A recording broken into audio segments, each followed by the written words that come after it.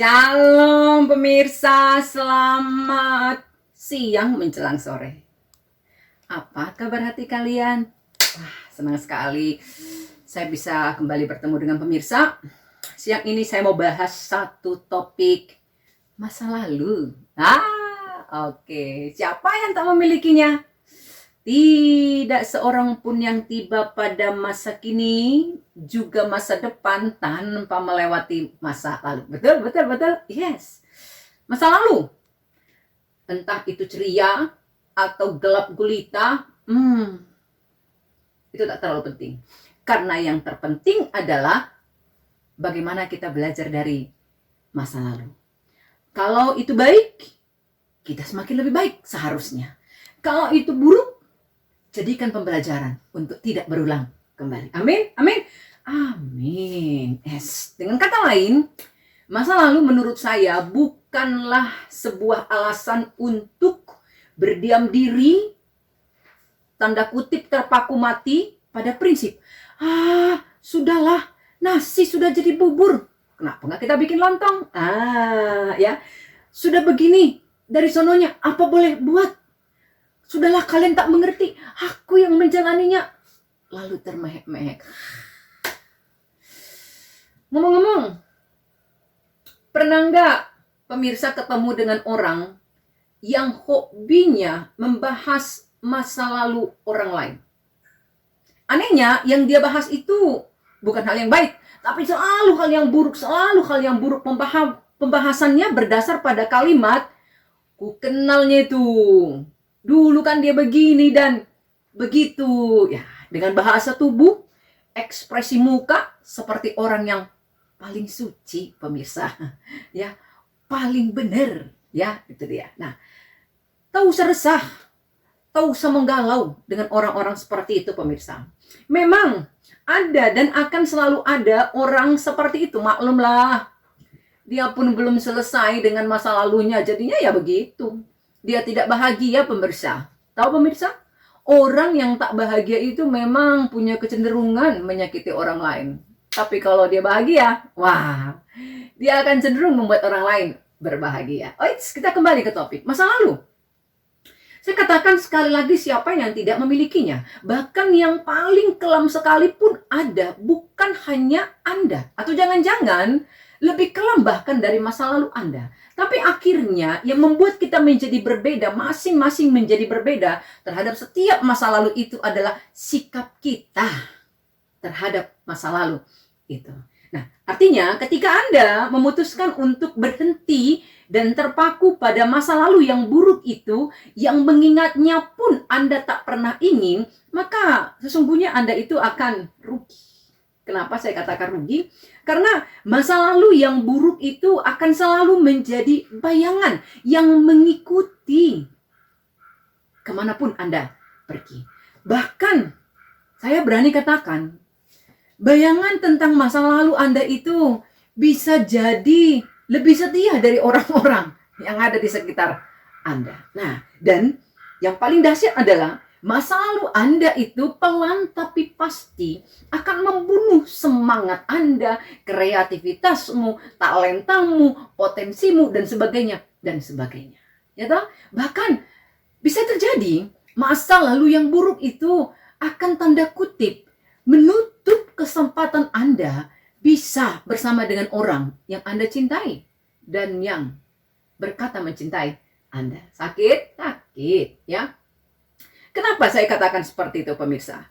Karena ketika kita, tanda kutip, menolak masa lalu yang buruk itu, mengingatnya pun kita tak ingin, ya, masa lalu itu saya katakan tadi akan terus mengikuti kita. Dan bukan cuma mengikuti, pemirsa.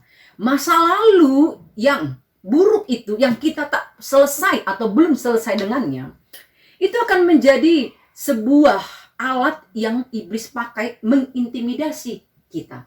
Terus menerus iblis itu akan berbisik di telinga kita mengatakan betapa sangat tidak layaknya, betapa sangat tidak pantasnya kita. Bahkan yang lebih parah adalah betapa sangat menjijikkannya Anda. Jangankan orang lain, intimidasi itu akan membuat bahkan Anda pun bisa merasa jijik dengan diri sendiri. Kalau sudah begitu, apa yang Anda harapkan? Berharap orang lain memahami, menerima, dan menolong diri Anda sendiri, boleh. Tapi tak akan maksimal kalau Anda sendiri tidak lebih dahulu menerima diri Anda sendiri. Setelah Yesus tentunya, ya, setelah Tuhan tentunya. Artinya, kalau Anda belum menerima diri Anda, belum mencintai diri Anda, lalu berharap orang lain lebih dahulu menerima Anda, mencintai Anda dengan kalimat, ya, aku apa adanya, ya sudah begini. Mimpi loh. Semuanya harus dimulai dari diri Anda sendiri. Sebab, pahamilah pemirsa, seburuk apapun masa lalu Anda, yang tak pernah Anda inginkan itu kenyataannya. Masa lalu itu sudah berlalu toh? Yes, sudah berlalu. Hari ini Anda di sini mendengarkan saya, itu jauh lebih penting dari masa lalu yang pernah Anda alami itu. Ngomong-ngomong, kalau bicara tentang masa lalu, apa sih pendapat Tuhan tentang masa lalu? Nah, kalau sudah membahas apa kata hati Tuhan, saya langsung semangat pemirsa. Dan contoh yang paling saya favoriti kalau bicara tentang masa lalu adalah seorang perempuan dari perjanjian lama. Kita intip yuk. Yosua pasal 2, ya, ayat 1 sampai dengan ayat 24. Anda bisa baca nanti, ya. Ceritanya, Yosua sebelum menaklukkan kota Jeriko mengirim pengintai untuk menyelidiki kota tersebut. Ketika mereka tiba di kota itu, mereka menginap di rumah seorang tanda kutip perempuan sundal. Catat pemirsa, perempuan sundal, kalau di zaman now namanya pelacur. Kata lainnya adalah perempuan jalan. Begitulah. PSK, perempuan seks komersial. Begitulah.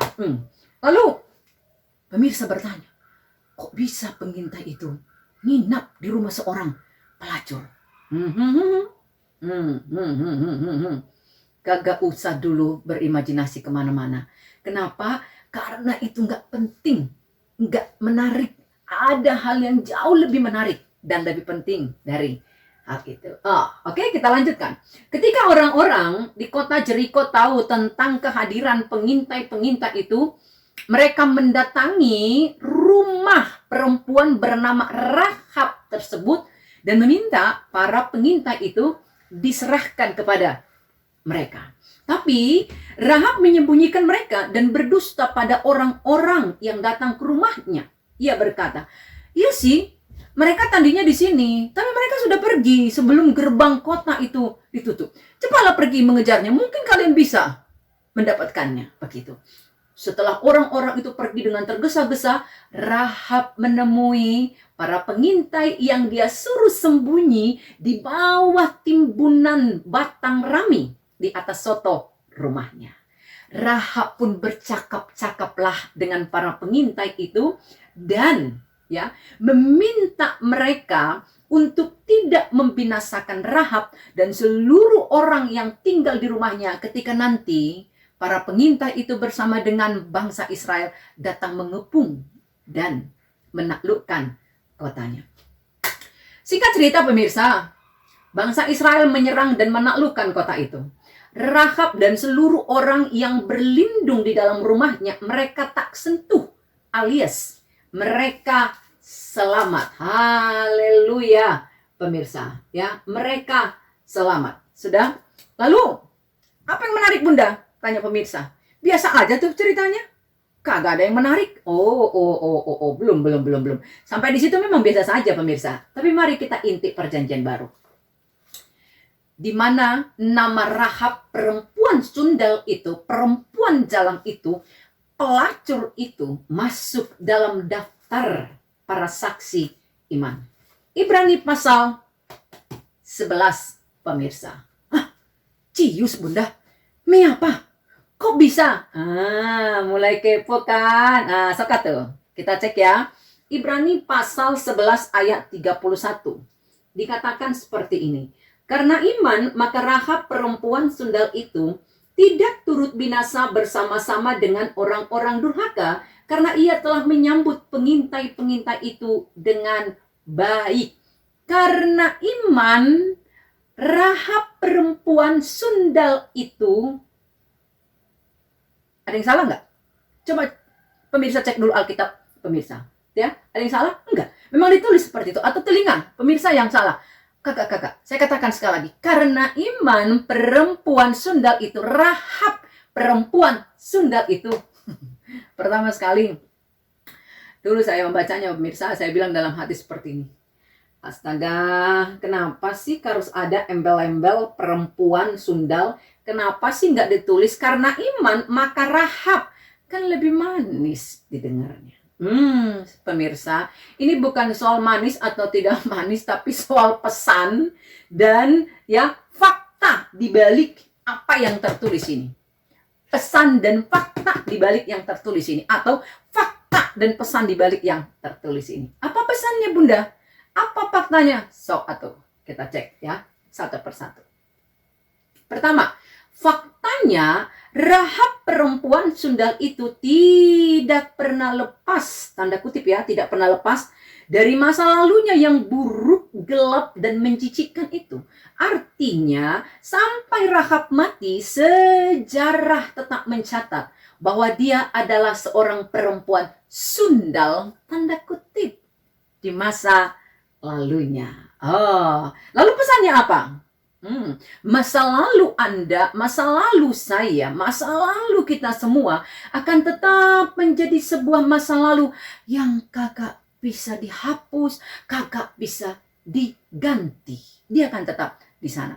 Cuma di film-film dan di sinetron ada mesin waktu pemirsa yang bisa diputar mundur atau dipercepat. Tapi dari kenyataannya di dunia nyata kagak ada seperti itu. Jadi biarkanlah masa lalu Anda tetap di masa lalu. Kagak usah bawa ke masa kini, apalagi kau bawa ke masa depan, rugi loh. Yes, itu dia. Fakta kedua, di masa depan Rahab masuk dalam daftar para saksi iman bersama deretan nama-nama tokoh-tokoh Alkitab yang wow. Sebut saja misalnya ada Habel, ada Henok, ada Sarah, ada Abraham, ada Ishak, ada Yakub, ada Musa. Alamak, wow. Lalu masuk nama perempuan, Rahab perempuan sundal. Wis. Lalu kita bertanya, kok bisa Bunda? Yuk balik deh ke perjanjian lama. Joshua pasal 2 ayat 9. Setelah Rahab bertemu dengan pengintai itu, ya Rahab berkata, aku tahu bahwa Tuhan telah memberikan negeri ini kepada kamu dan bahwa bla bla bla bla bla bla bla bla bla. Aku juga sudah mendengar bla bla bla bla bla bla bla bla bla bla bla bla.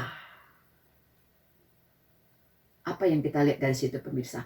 Rahab mempercayai Tuhan yang dia dengar telah melakukan hal ini dan itu. Dan berdasar pada apa yang didengarnya itulah Rahab meminta pengintai itu bersumpah atas nama Tuhan yang dia dengar itu untuk berlaku ramah kepada dia dan seluruh orang yang ada di rumahnya ketika tiba saatnya kota mereka akan dihancurkan.